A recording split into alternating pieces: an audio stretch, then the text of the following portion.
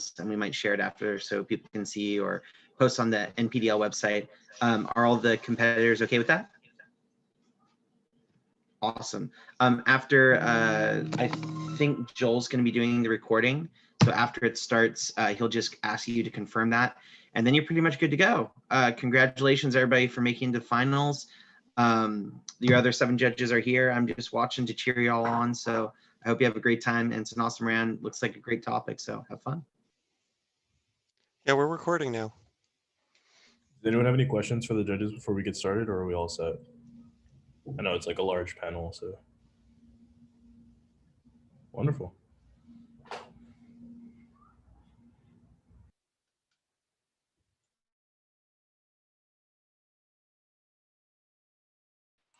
All right, cool. I mean, I guess I'll introduce myself first.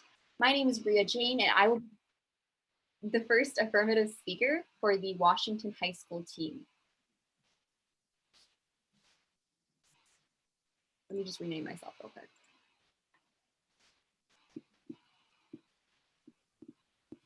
While you're doing that, Briar, can you turn off the chime for people who are entering and exiting the room, or just lock it so nobody can enter?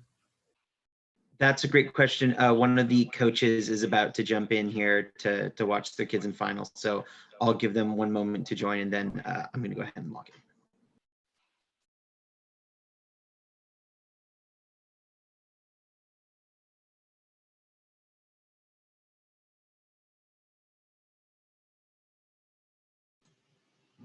I will ask that if all of you are comfortable when introducing yourselves, you can choose to give us your gender pronouns as well.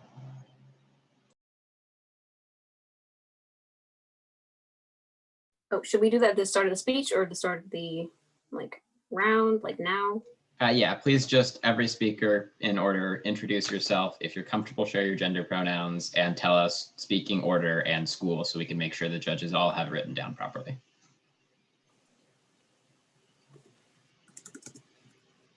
Oh, wait. Oh, I thought Ria was going to go. Well, yeah, she's first. Then the next one would be the negation side, I guess. Or what? Okay, I'll go ahead then. I'm so confused about the order, but my name's Thomas. I will be the first negation speaker from Gunn High School. My pronouns are he, him. Okay, and then after his speech will be my speech. I'm from Washington. My name is Renee. My pronouns are she, her. Cool. I'm Anshika Agarwal. I'm the second speaker for the negation from Gunn High School, and my pronouns are she, her. And just because I didn't mention them before, my name is Bria Jane, and my pronouns are also she, her. Does anyone know if we're missing a judge, or are we good to begin the round? I believe we are. Sorry? I believe we are good to begin the round. Awesome. Cool. Well, with no further ado, I have 7 minutes for the PMC, and my time begins now. Renee and I are proud to affirm the resolution that Black liberation is not achievable without the destruction of the capitalist mode of production. Let's talk a little bit about background information. One time, in the colonial state of the United States, there was an event called Bacon's Rebellion, which occurred in colonial Virginia and happened because slaves and indentured white servants teamed up because they wanted land. The issue here is that a unity of the commoners was a perceived fear of the Virginia aristocracy that had to be addressed and who wished to prevent a repeat of such events. Let's talk about what happened after Bacon's Rebellion. After Bacon's Rebellion, with indentured whites teaming up with Black slaves, the Virginian government passed something called the Virginia Slave Codes of 1705. This was a series of laws enacted by the colony of Virginia that regulated the interactions between slaves and citizens of the Crown Colony of Virginia. Now, what does this example mean? Overall, what happened is that when poor indentured whites teamed up with Black slaves and tried to take up arms and take over their colonial government, what ended up happening was that the Virginia government released a bunch of slave codes, which made it clear that Black and white people were simply too different to get along. It was in Virginia's slave legislation. Specifically, these were legal actions to create false lines between Black and white people. The reason white and Blacks, in terms of white indentured servants and Black slaves, did not join forces again was because they did not see themselves as allies. They saw themselves as completely different people. This ties into the idea of class consciousness we will be referencing throughout this debate. This leads us to our one and only contention, which is racism and capitalism go hand in hand. First of all, what is capitalism? Capitalism requires the demand of cheap labor. That is the entire reason of Black liberation not starting in the first place, because of slavery from Black people. The enslavement of Black bodies from Africa to the United States was the only way that whites were able to make the economic advances in the first place. The only way they could create the United States was because of taking advantage of and exploiting Black labor. It was the South's need for the agrarian economy which facilitated this. The very roots of capitalism, the very roots of our government are stemmed in the exploitation of Black bodies. Therefore, the only way to be anti-capitalist is to be anti-racist. What is Black liberation? Black liberation means there is a permanent defeat of the capitalist class that supersedes them. This is the only way to achieve Black liberation. Black liberation comes when the end of white supremacy comes, when the end of Black people never having to be seen as lesser or less valuable than any other member of the population, because Black bodies are equally as valid. However, Black bodies are intrinsically connected to capitalism since they are not able to work together, they are not able to achieve Black equality. Now let's talk about why liberation is not happening right now. The biggest issue with capitalism is this idea of class consciousness. Capitalism has strategically separated workers into racial divides. This is the biggest problem you're seeing right now. The reason that racism within the working class still exists is because of capitalism itself. White and Black people, they belong to the same working class, but they don't see themselves as allies of each other because they believe that they are fundamentally too different. All the working class, we are all being oppressed by capitalism, but the working whites do not see themselves being in the same group of Blacks because of racism, because the capitalist society has told them that they are just too different to get along. Therefore, the only way to rise above oppression is to work together and form this group. All right, another thing I want to bring up is that African Americans are currently the minority. Therefore, there is absolutely no way we can defeat the white oppressors. White people make up the function of government. They make up the military. They ultimately take over the entire state, and we cannot defeat them through the state. We need to defeat them through having allies on the Black working classes side. All right, the solvency for this is through a multiracial coalition. My partner and I will be bringing this up multiple times. We need to have a multiracial coalition amongst Blacks and whites. We need to have it amongst the entire working class, in fact, because class lines are not what capitalists have enforced onto us. Race has been what capitalism has divided both Blacks, whites, Latinos, every other race. We have been divided amongst race because of capitalist society. It is not class that has divided us. Blacks, Latinos, whites, every race can be part of the working class. However, because they see themselves as too fundamentally different in terms of race, they do not unite together as what they truly are, a worker of capitalism. Strikes only work if everyone is on board, and they cannot work fundamentally if people are divided within their own class. The only visible alternative is to dividing amongst race is to divide amongst class. The majority of Black people who belong to the working class can team up with the rest of the working class with a multiracial coalition that transcends racial lines. The only way that the Black libertarianism can happen is if we have multiple races. Therefore, we need to create this coalition to fight for the working class. Again, I'd just like to reiterate, battle lines need to be drawn across class, not race. That is the fundamental issue. That is what we solve for, or that is what we argue for in this round. We tell you that we are not separating the working class through race. We are separating them through, we are letting them see how different they are in terms of different classes. Think about it this way. Right now, Black people are the minority. That is why they have never been able to overthrow the capitalist system or the white supremacist system. However, you know what happens if the entire working class joins together? Suddenly, that becomes the majority, not the minority. The only way that we can successfully take over and stop, encourage Black liberation is through taking control of the working class and therefore seizing the means of production and ending capitalism as we know it.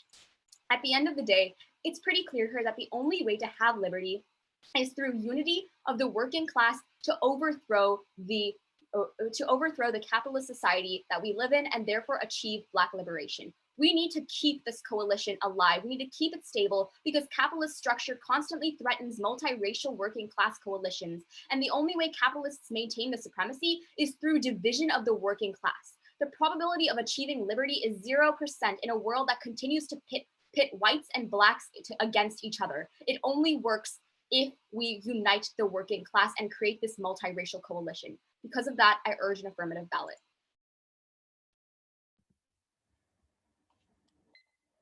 Okay, the order is going to be framework, the disadvantages, or the neg arguments, and then the aff arguments.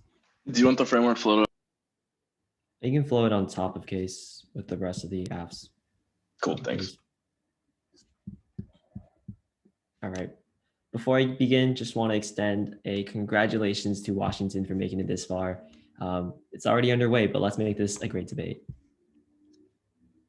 Today, we strongly negate the resolution that Black liberation is not achievable without the destruction of the capitalist mode of production. Let's go into the framework. The affirmative doesn't provide a framework here, so we will be inserting our own framework here. We believe that you should be evaluating this round based off of the team that leads to the most net benefits to Black people. And specifically, we're going to emphasize an emphasis on pragmatism and real world change here. With that, let's go on to the disadvantage. The first disadvantage is that capitalism is good and inevitable. Yeah. Oh, can you just repeat the last part? You said emphasis on what in your framework? On pragmatism and real world change. That's not part of the framework. It's just a subpoint under the framework. The framework is the vote for the team that leads to the most net benefits to Black people. Thank you. All right, back onto the disadvantage. We're going to make the argument that capitalism is good and inevitable. The first subpoint under this is for the environment. We see that capitalism enables the innovation of green technologies. The New York Times writes that capitalism is the way that companies are able to invest in sustainable technology, enabling green tech businesses to gain traction. Ultimately, under a socialist system,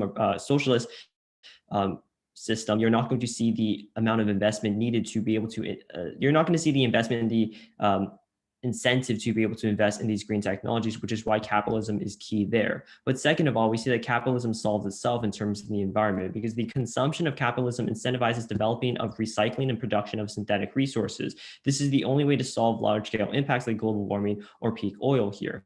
But the third argument under environment is that the environment is uniquely key to Black liberation because of environmental justice and eco-racism concerns. Specifically, we see that Black people are disproportionately affected by environmental inequities.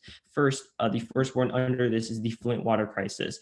We see that because of eco-racism, the people that were disproportionately affected by the environmental damages were Black people, but moreover, a study by the Centers for Disease and Control Prevention determined that 11.2% of African-American children and 4% of Mexican-American children were poisoned by lead, compared with only 2.3% of white children. Moreover, Professor Sheets, a leader for environmental justice in New Jersey, found that the air quality specifically impacts the Black communities more, which means that only through a capitalist system are we able to solve for these environmental detriments that come with global warming and ultimately lead to net benefits for Black people. But the second area is going to be that of space.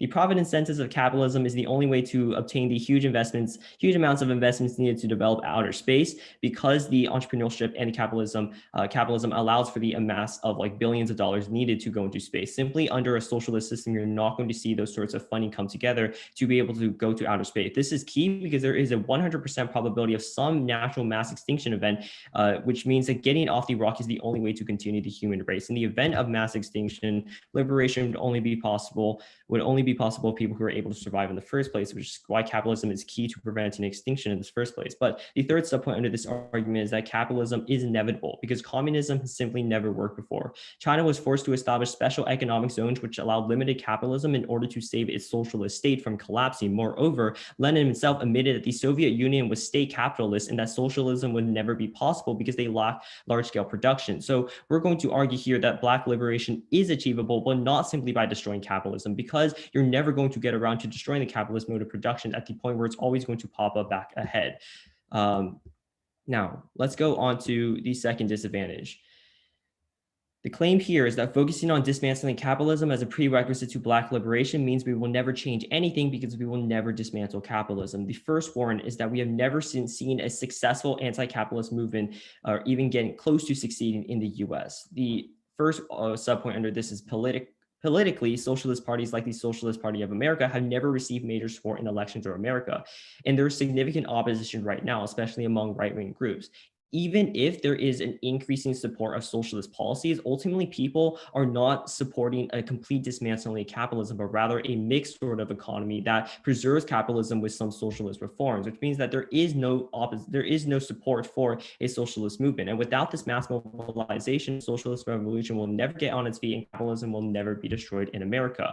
But the second warrant is that even if a revolution gets underway, it will quickly get squashed. There's a couple of warrants here. The first is that any sort of revolution, including the affirmative solution of destroying, including the affirmative solution, is going to see the political. The affirmative's uncompromising idealism and refusal to engage in normal political channels in order to pass their plan empowers the right wing to take control of these channels, which leads to more oppressive policies and the exact opposite of what the affirmative wants here. For example, people's refusal to vote because of the lack of a perfect candidate in the 2016 election allowed the right to band together and elect Trump to the presidency. But moreover, the other warrant is that Ralph Nader was able to take enough votes from Al Gore, who was ideologically similar in 2000, which allowed Bush to win the state and win the election. Bush then went on to start the war on terror and 500,000 deaths. So we see that the plan is ultimately going to see the political here because they're not going to be able to work through state channels of reform, which just allows the right wing to take over and lead to a worse situation for Black people. But the second warrant under the argument is that the state will inevitably co-opt the movement. No resistance movement has overthrown the US government because it has the money and the guns to crush resistance. Look to how the police militarized to put down the Occupy movement. Any movement that operates outside the state will inevitably be co-opted and fail. They have given no solvency for how their position is going to lead to an actual destruction of the capitalist mode of production. And therefore, by focusing specifically on destroying capitalism as a prerequisite to Black liberation, we're never going to get to the second step. Because if we never solve the first step of dismantling capitalism, like the affirmative suggests, we'll never get to any sort of liberation there. Rather, we need to be focusing on solving proximal causes and taking a more reformist solution here. These are things like passing policies like abolishing the police within the current system, which will allow us to solve for proximal causes and ultimately improve the situation for Black people in America. Let's go on to the affirmatives argument. The overview on the advantage is that you need to be prioritizing a focus on pragmatism. The plan is going to see the political and prevent real world change that actually improves the lives for Black people. Let's take a look at some of their arguments. They tell you that the working class exists because white and Black people are separated. While we see more Black people in the working class under their logic, the fact that the working class spans races show that racism is not the reason why the working class exists. But moreover, onto their solution of a multiracial coalition, you can cross-apply many of the terms that the disadvantage makes here, specifically the one about ceding the political. If you are creating this multiracial coalition for the ultimate goal of destroying capitalism, you're not going to be able to go through state channels, which sees the political to the right. And the right wing is going to be much worse here because that increases white supremacy, which actually turns their argument about how you have to end white supremacy before you have Black liberation. By ceding the political, you're going to be increasing white supremacy by granting the right wing the ability to take control over the country. And ultimately, you have leaders like Trump who are supporting white supremacy and making the situation worse, which puts us further from the goal there. But moreover, the right wing is not supporting solutions such as abolishing the police that will lead to proximal solutions for causes of oppression in the status quo.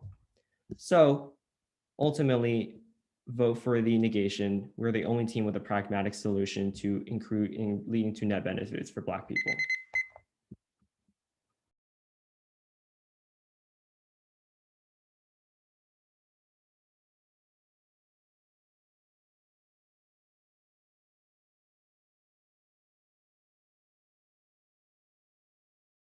All right, everyone, give me a second to pull up my timer. All right, I'm going to start off with the top of the case on the resolution and the analysis of that, and then I'm going to move on to the negations case and respond to some of the things that they said in their disadvantages. And then I will reiterate a lot of the contentions that the sole contention that my partner has already spoken upon. Everyone's cool with that? I have 8 minutes. Cool.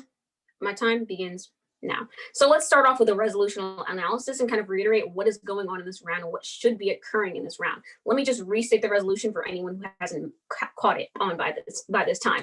It's basically saying that Black liberation is not achievable without the destruction of capitalist modes of production. Now, what does this mean? This round is not supposed to be a round of whether a plan or a counter plan is being implemented by either side. This is not a policy round. This is a round on whether or not Black people can achieve liberation through a capitalist society. What should be happening in this round is that the affirmation should be arguing that this is not possible and that Black people need to liberate themselves from capitalism in order to liberate themselves racially. And then the negation should be arguing that this round is that it is possible for Black people to achieve liberation through capitalism. My opponents have completely misconstrued what this round should be looking at, and they've kind of taken it and aimed it in a different direction by assuming that we're implementing some sort of plan here as if this is a policy round. Sadly, this is not the case. We are only running contentions, basically arguing of the history of Black people and the oppression that they faced at the hands of capitalism. So I just want you to take that into account here. There is no should in the resolution. There is no actor being implementing anything here. So with that out of the way, I just want to reiterate that we are agreeing with their framework of net benefits. We are still providing the most amount of good for the most amount of Black people in this round by stating that we want to advocate for their rights through destroying capitalism first, because that is a prerequisite to Black liberation. Now let's move on to their disadvantage of environment and their disadvantage of space and all of these benefits that they're seemingly going to be reaping for Black people. And they talk all this about like these resolutions.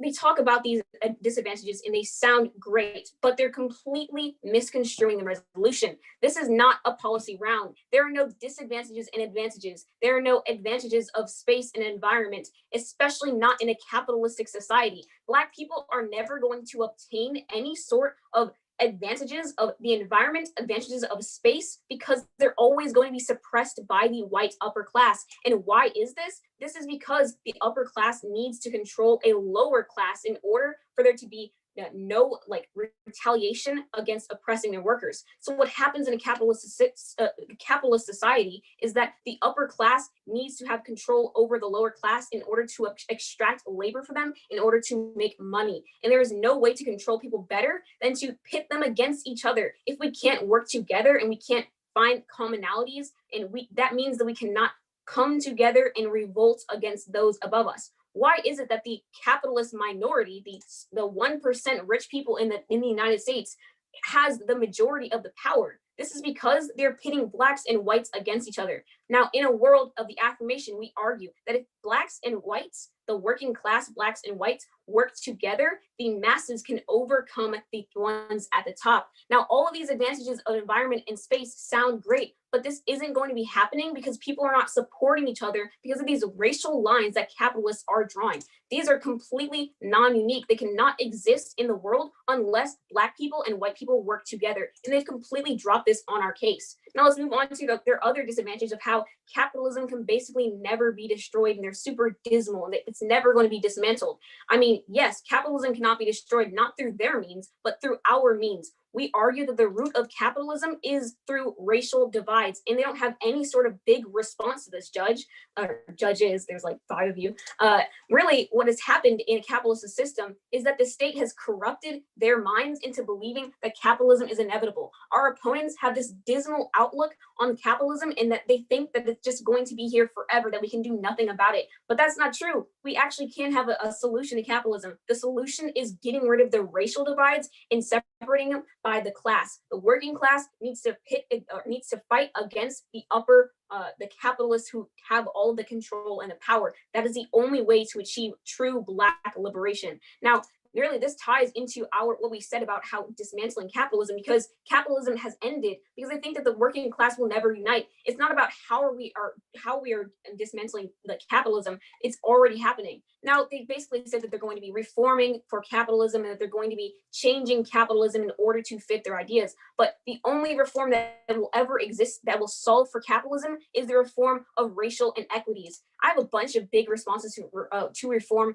4 to be exact. So if you want to write all these down, number them point by point. My first big response to how we can reform capitalism is even if we imagine policies that address Black oppression, such as affirmative action, healthcare, things that will benefit and give reparations to Black people, none of these policies will actually happen within a capitalist political economy. As long as capitalism and class divides exist, the capitalist class will always be terrified of the union between Black and white workers. That union is always going to be their biggest threat. So what they're going to do is they're going to be taking over politics, and they're going to be taking Blacks and whites apart from each other at every opportunity. Now, our second big response is that even if we were able to reform for capitalism, it would not culminate in the liberation of Black people. Black people will be separate from this. One example of this is that the civil rights movement in the 60s was passing a bunch of laws that tried to give reparations towards Black people and tried to give them a leg up in the world. But really, what this did is it caused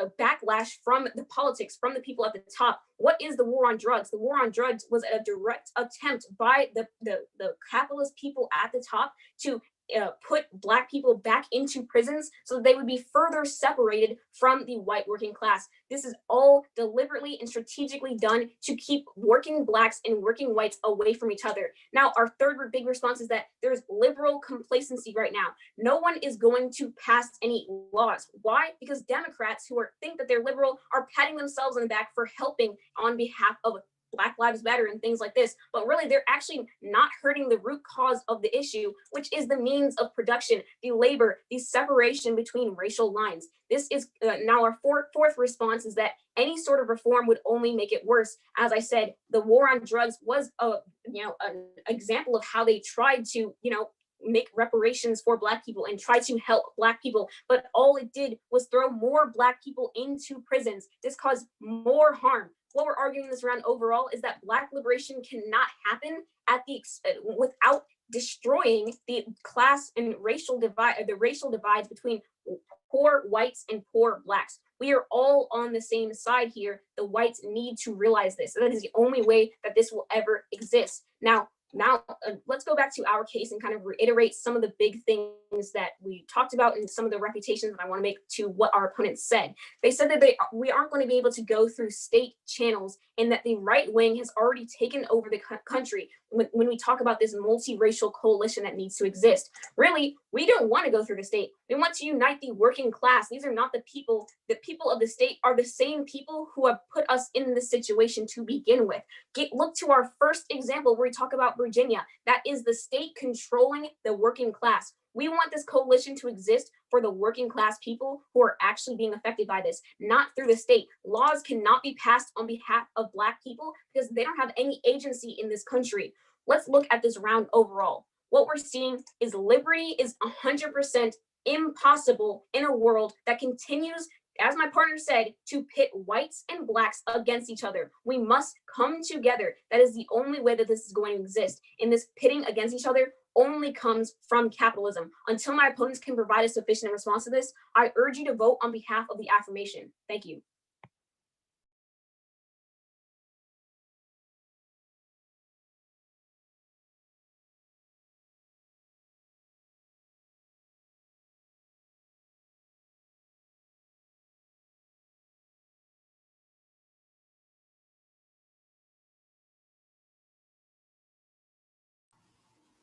Is everyone ready? All right, can you hear me okay? Okay, cool. The order for this speech is going to be first going through the top of case, the framework, then going through the AF contention, and then going back to the two disadvantages. Actually, no, sorry, two disadvantages and then AF. Sorry about that. So once again, the order is framework, two disads, then AF. Let's start with the framework debate. At the point where the affirmation failed to give you a framework in the first speech, they are not going to have the opportunity to be contesting it in their next speech. Basically, what they tell you here is just like a small thing about how the round is going to be a debate over the fact and not a policy round. But that's fine. But the fact that they advocate for things like coalitions as a solution, those in effect are a plan. But even in order to destroy capitalism and take down the system, there's going to be action required, which is what we're going to be arguing against, because we tell you that destroying capitalism simply won't solve. You should be extending our weighing mechanism of net benefits to Black people, which both sides agree on. Secondly, we see that pragmatism and real world change are a lot more lead to a lot more productive conversation and a much more useful discussion, because having the hypothetical debate like the app suggests removes us from the real world and ultimately changes nothing. Therefore, it's better to have a debate over what sorts of real world change we can actually provide, which is why we're still going to be continuing with our framework. Let's move on to the neg case. Essentially, they make a couple of responses, but concede the majority of the case. Overview here. Essentially, they tell you, they just keep extending the idea that Black people are never going to gain advantages because they will always be suppressed by the upper class. But at the point where our arguments are about survival and survival level impacts, we're going to be seeing that come first, because at the point where people can't even survive, there's no opportunity for liberation later, which is why you're going to be weighing our impacts at our extinction and survival level first. They then tell you that a lot of these changes for the environment can't happen right now because a lot of people are pitted against each other in terms of racial lines. Look to our warrants that tell you that green tech is being invested in and developed right now. Capitalism is solving itself and solving for the environment right now. Don't buy their analysis. You should look to our actual warrants that prove to you that we're seeing solvency for these issues in the status quo. Now, why are these arguments so important? Let's go into the environment first. So the first thing we tell you here is that the environment is uniquely key to Black liberation because of issues we see with environmental justice and eco-racism. We see that Black people are disproportionately affected by environmental inequities. And we give you a few examples here, from the Flint water crisis to a lot of toxic waste that is dumped in these communities, and also the impacts of things like air quality and hotter temperatures. At the point where we're the only side that's actually able to show solvency for these issues, we're the only side that links into people surviving in the first place, which allows for the opportunity to gain liberation. At the point where they destroy capitalism, they're not going to have access for things like climate change, which is a very pressing issue and is going to be coming first in the round, at the point where if you can't survive, you can't go for liberation. They don't respond to the arguments we make about space. And once again, that's basically saying that in the event of a mass extinction, liberation would only be possible if people were able to survive in the first place. But the key argument they concede is the cap inevitable argument. Look to the fact that communism and other systems of government simply haven't worked before. You can look to China and Lenin admitting that they eventually had to switch over to capitalism in some ways simply because they lacked large-scale production. So once again, what we're arguing here is that Black liberation is achievable, but at the point where capitalism is inevitable, we're going to see that they're not going to be solving anything simply by destroying capitalism. What's actually going to happen under the app world? That takes us to contention 2. What we tell you here is that focusing on dismantling capitalism as a prerequisite to Black liberation means that we will never change anything because we will never dismantle capitalism. They make like a couple of responses here. The first thing they say here is that the root of capitalism is racism. But at the point where we see that capitalistic economic systems have existed long before there was a lot of intermixing between a lot of different races, we're not going to be seeing that the root of capitalism is racism. But the second issue they fail to respond to here is that root causes, just focusing on the root cause is bad because it ignores proximal causes. There's always multiple factors that contribute to an issue, and focusing on the root cause ignores the proximal causes, like the ones we talk about abolishing the police, which prevents them from actually being able to gain solvency and only contradicts their approach. You should be preferring our analysis and our warrants on proximal causes because they necessitate understanding each impact in context with each other and allow us to have an intersectional approach to this debate. They try to tell you that no good policies will ever happen,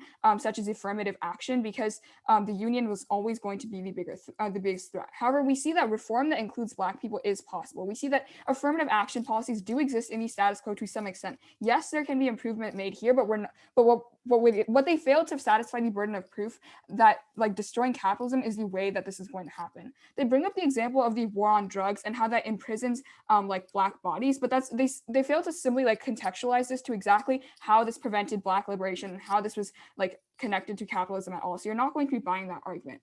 Then on liberal complacency, they tell you that Democrats are just patting themselves on their backs on potential reform, but not actually doing something. We actually see that liberals are pushing for change in the status quo, but their world is uniquely worse at the point where they concede the political arguments. We tell you that the app's refusal to engage in political channels is only going to empower the right wing to take control of these channels and lead to much more oppressive policies. This turns the entirety of the AF case because that's going to lead to the exact opposite of the impacts that they want.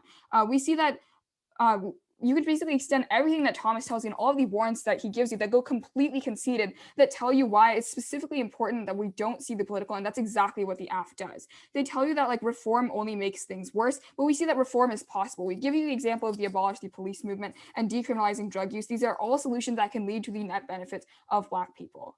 Let's move on to their case. Essentially, the overview here is that they prioritizing a focus on pragmatism, the plan like seeds the political and prevents the real world change that's needed to improve the lives for Black people. The first thing they fail to respond to here is that capitalism gives people a value of labor because they're actually working towards something. The next thing that they try to tell you is that white supremacy is like a big issue, but the problem is they once again concede the turn, which is about seeding the political. At the point where they fail to engage in the normal political channels that are eventually going to overpower them, they give those channels to the right to make more oppressive policies that do the opposite of Black liberation.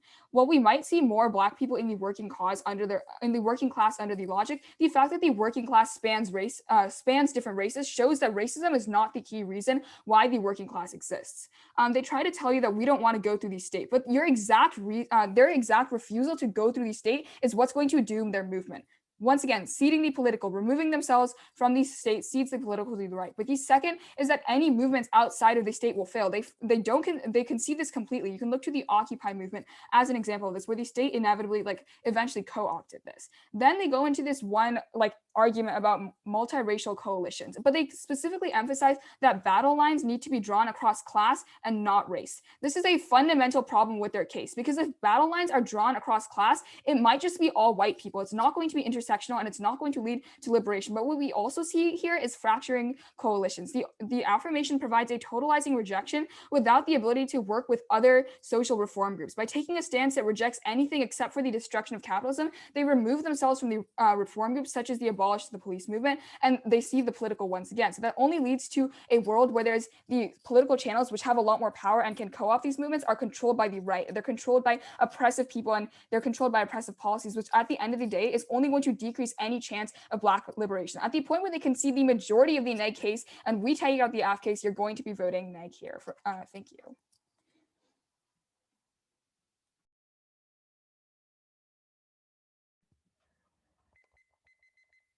Order is going to be a global overview. I'll talk about framework, the second dissad, and then the cap advantage. One more time. Global overview, Yeah, for sure. framing. Yeah. Global overview, framing, dissad 2, then advantage. I guess we're not calling them dissads. The second neg argument and then the AF argument. Got it. Thanks. Yep. Where do you want the overview? New sheet? Yeah, sure. Cool. This debate is going to come down to a question of framework. We are winning the framework debate of tangible net benefits to Black people simply because the affirmative seized the right to determine the framework when they neglected to provide a means for evaluating this debate in the PMC. Therefore, we will always be ahead of the pragmatism debate at the point where the affirmative has not satisfied their burden of proof to determine how the movement will succeed. The only thing it will do is see the political and make the situation for Black people worse by allowing the right wing to take control of the state. Let's go into the framework debate. We're going to be winning the framework debate for two reasons. First is what I mentioned before, that the AF has a burden to provide the framework, but their failure to provide such a framework in the PMC means that they give that power to the negation, and we do provide the framework. And once again, that framework is the vote for the team that leads to the most net benefits to Black people. Specifically, we want an emphasis on pragmatism and real world change that we're actually going to be able to see in the real world. Moreover, you see that changing the framework in the MG after the LOC provides one moots the LOC and puts the app ahead on time, which is another reason to not reject their ability or their attempt to try to change the framework. But the second reason why we're winning the framework debate is when my partner told you about how real world pragmatic discussion of change is a much more educational, productive debate. Because if we have this hypothetical debate where we're just talking about destroying capitalism, it's not going to change anything in the real world. So our framework is preferable in that area. But even if you buy their argument that this round is somehow a debate of fact, they have to, even if you buy that framework, they need to prove that the destruction of capitalism is possible, and they simply have not satisfied that burden. So let's go on to the second contention on the negation. We tell you that capitalism will never be destroyed simply because a movement will never succeed. You can extend the fact that a anti-cap movement has never gone close to succeeding in the US, and that inevitably, even if a revolution does go underway, it's going to cede the state. The affirmative concedes that they are not going to be operating within the state, which means that they are going to cede the political to the right wing. And we tell you how there's so many detriments to doing that. You can extend the fact that the right wing is going to lead to an increase in white supremacy, and the warrant for that is Trump, which pretty much turns their entire argument when they tie Black liberation to the end of white supremacy. But moreover, you can extend the fact that the right wing is not going to be supportive of policies that that decrease oppression for Black people, which means that it's going to lead to a worse tangible net benefits for Black people. You can extend the fact that reformism is a much more probable way to address the oppression and marginalization that Black people are facing, because it's a much more realistic way that operates within the channels of change that are accessible to people. So extend the fact that we're able to do things like abolishing the police or ending the war on drugs, which is ultimately going to lead to better situations. So let's go on to the advantage. The advantage, you're not going to be voting on the AF contention because the fact that they don't explain how their multiracial coalition is going to solve anything. There's no evidence or no solvency arguments about how a multiracial coalition is going to come together and successfully overthrow capitalist mode of productions. If anything, they say that they don't go through the state. You can extend all the reasons we tell you about why not going through the state is going to be detrimental to their movement. So at the end of the day, when you're evaluating this debate on net benefits, we're winning on probability, because the negation side provides a much more probable means of change than the affirmative. The chance that a revolution based off a multiracial coalition is going to successfully succeed in destroying capitalism is very low, while reformism is much probable. But moreover, we're winning on magnitude here. You can extend the claim in the first dissad about how capitalism is key to space and key to getting off the rock, which is key to preventing extinction. And that's a prerequisite to any sort of Black liberation. So that's another reason to vote for the negation here on magnitude. For those reasons, vote neg.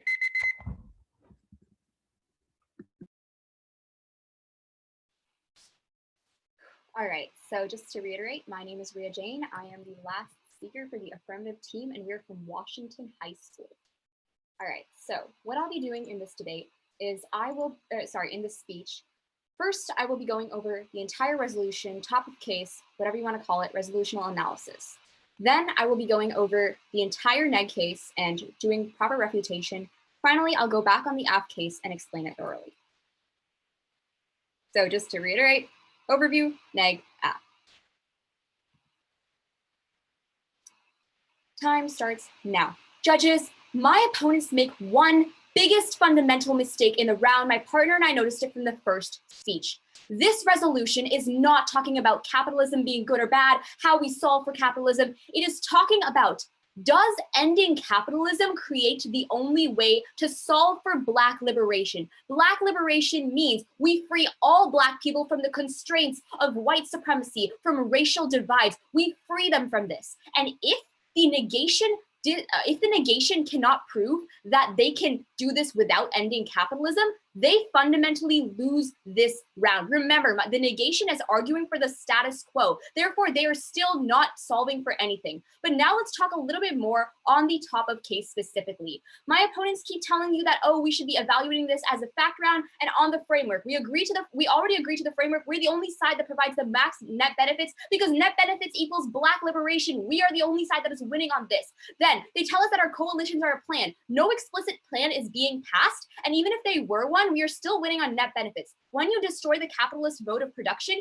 you are obviously creating multiracial coalitions. That link chain had never been responded to by the negation team. They just said like, oh, it wouldn't happen, but that's not our argument. Our argument in this resolution is just saying, if we destroy capitalism, does it achieve Black liberation, and does only that achieve Black liberation? We're not arguing how we solve for capitalism. We're arguing if it solves for Black liberation. That's the problem here. You shouldn't be focusing on like, oh, the state is inevitable. You should be focusing on the idea that do they solve or not?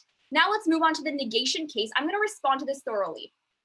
First of all, they say we can't solve cap. It's inevitable. Already, as I told you, they only like, we don't try to solve. We already like whatever you want to call it, fiat it or whatever. But secondly, remember my partner's response that said they only believe this because they are part of the state. They believe that the working class needs to stay divided. That's internally a link to our case because we also tell you that the negation team believes in class divide. They do not believe in class consciousness and allowing the workers to unite and get together. I'll get onto this more in our case. Then they talk about this reform argument. This is fundamentally their only link into solving for Black liberation because they think that Black liberation can be achieved through capitalist reform. Extend my partner's 4 responses that most of them went unresponded to. First of all, she said in her second response that even if you do somehow have reform, it does not culminate in the liberation of Black people, the full liberation, the civil rights movement, the war on drugs. None of these things, although they can help, they are not solving for Black liberation. But finally, her third response, this is really key, judges, I want you to extend this all the way through. Liberal complacency, they are directly tying into this. Democrats believe that just because they can like institute a few policies, they can somehow solve this, but that is not the thing we are arguing for. You cannot solve it through reform. Extend all of your examples here. This is not solving the root of the problem. The root of the problem is class consciousness and not being able to seize the means of production. Finally, let's talk about the only last offense that the negation has. All I talk about now is they're weighing out like the entire net case on survival. This is all, first of all, I'd like to point out this is all contingent on the policy round strategy. So they already lose on that. But now, why is prioritizing survival bad? Prioritizing survival, which means it only perpetuates the lack of agency that Black people already have. They already it only solidifies this circumstances they already live in. Survival is the status quo. The status quo is what continues to oppress Black people. We still live in a capitalist society. It's what we've been doing for decades in civil war and the Black Lives Matter movement. Survival is not enough. We cannot settle for survival. Liberation means true equality for all people, not just equity. Their impacts on how capitalism solves is the bare minimum. The app argues not just reform, but ending capitalism as a whole. Even if you don't buy this, they've never proved that we can solve for environment or space without capitalism. They just tell you that they can solve with capitalism, but they don't tell you why they can solve without it. Therefore, what's happening in the negation case is just that they're attempting to solve for things that impact the lives of Black people. They're not tapping into the root of the issue, divides between Blacks and whites. They want to mitigate the issues that the Black people face. We argue that these issues need to be dismantled from the bottom up. Remember, this resolution is about if you end capitalism, is that the only way to solve Black liberation? We argue yes, Black liberation is only possible through through ending the capitalist means of production. But finally, I'd like to extend the last thing. I've already talked on this multiple times, but the reason that we're winning this debate is on the class consciousness thing. Historical precedent proves capitalism only exists because Black bodies were exploited in the first place. Look to our Virginia example we gave you the first thing. Bacon's rebellion, the indentured white servants and the Blacks, they worked together. It fundamentally worked to overthrow cap until the Virginia slave codes told everyone that they were just too different to get along. That is how we solve for class consciousness. We tell you that if we create this multiracial coalition, you are ultimately solving for having a coalition of Blacks and whites together to overthrow capitalism. Therefore, you're overthrowing the structure that's caused the suppression of Black liberation in the first place. That is why you're voting out.